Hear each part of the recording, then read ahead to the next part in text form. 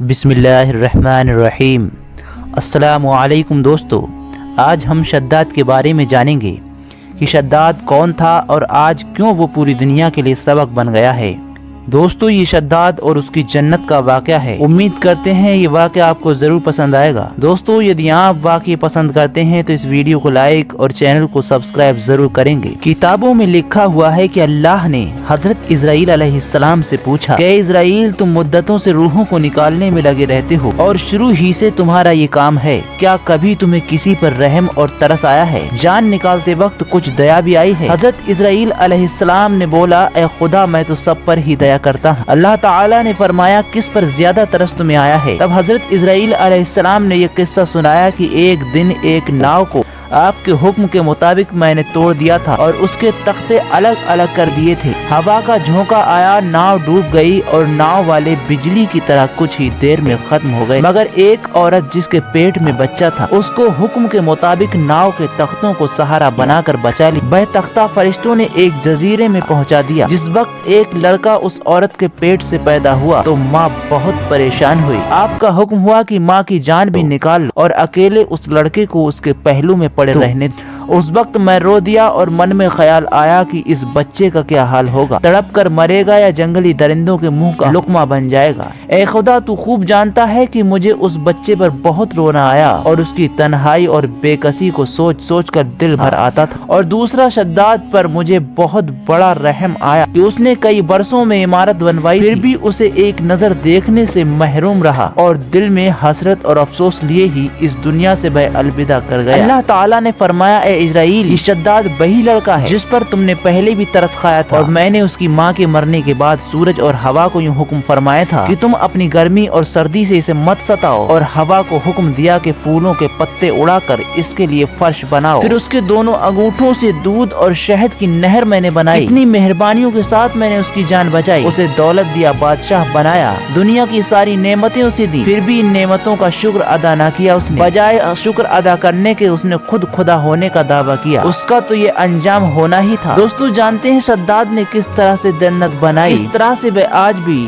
لوگوں کے لیے سبق آموز بن گیا ہے۔ کس طرح سے اس نے اللہ تعالیٰ کو نہ مانا اور اپنے خدا ہونے کا دعویٰ کیا، اور اپنی جنت کس طرح سے بنائی، آپ اس ویڈیو میں پوری جانکاری جانیں گے۔ اور اس نے پوری دنیا پر زیر حکم رہا ہے۔ اس کی بعد اللہ تعالیٰ نے ہود علیہ السلام کو ہدایت کے لیے بھیجا، اور حضرت نے اس سے کہا، اے شداد، خدا فرماتا ہے کہ 1000 برس کی عمر تھی تجھے بخشی، اور 1000 گنج تو نے پائے، اور 1000 حوریں خوبصورت تو نے پائیں، اور 1000 لشکر تو نے فتح کیے۔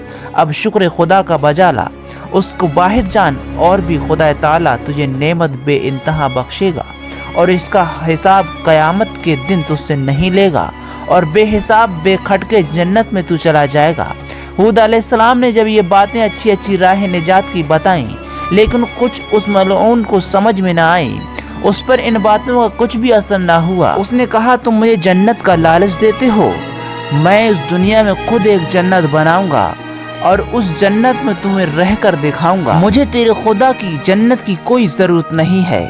اور اس ملعون نے اسی وقت ہر ایک ملک میں بادشاہوں اور وزیروں کو حکم دیا کہ جس سرزمین پر زمین ہامون ملے، جنت بنانے کے قابل ایسی جگہ ڈھونڈو۔ کہتے ہیں کہ 1000 ملک اور 1000 شہر زیر حکم اس کے تھے، اور ہر ملک میں اور ہر شہروں میں لاکھ لاکھ مرد موجود تھے۔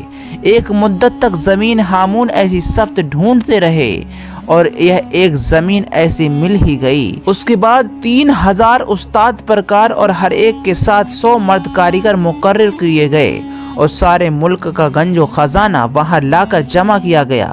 40 گز زمین نیچے سے کھود کر سنگ مرمر سے بنائی گئی، اور دیواریں چاندی اور سونے کی اینٹوں سے اٹھائی گئیں، چھت اور ستون زبر و جد بنائے گئے۔ چنانچہ حق تعالیٰ نے حضرت رسالت پناہ صلی اللہ علیہ وآلہ وسلم کو شداد لعین کے بحشت کے حال سے اور ستون سے اس کے آگاہ کیا کہ دنیا میں کسی نے ایسی جنت نہیں بنائی۔ یعنی عاد ایک قوم تھی، ارم اس میں ایک قبیلہ تھا، ان میں سلطنت تھی، ان میں عمارتیں وہ بناتے بڑی بڑی اونچی، اور سبتیں اس کے جنت کی یہ ہیں کہ درخت اس میں نصف چاندی اور نصف سونے سے بنائے تھے، اور پتیاں اس میں زمرد سبز سے جڑی تھیں، اور ڈالیاں اس کی یاقوت سرخ کی تھیں، اور میوے انواع و اقسام کے اس درخت پر لگائے تھے، اور بجائے خاک کے اس میں مشک و عنبر بچھائے گئے تھے، اور بجائے پتھر کے اس کے صحن میں موتی اور مونگ ڈالے گئے تھے، اور نہریں اس میں شیر و شراب و شہد کی جاری تھیں، اور بہشت کے دروازے پر 4 میدان بنائے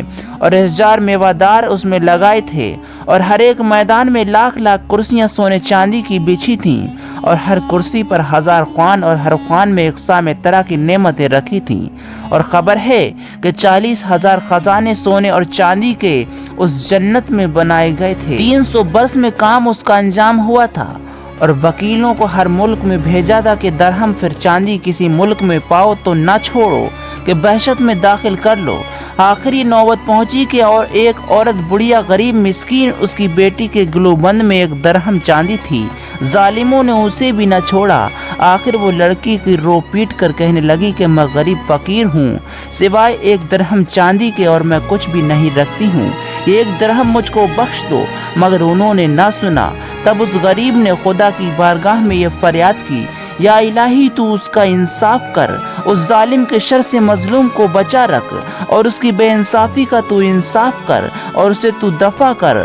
آہ فریاد اس کی خدا کی بارگاہ میں مقبول ہوئی۔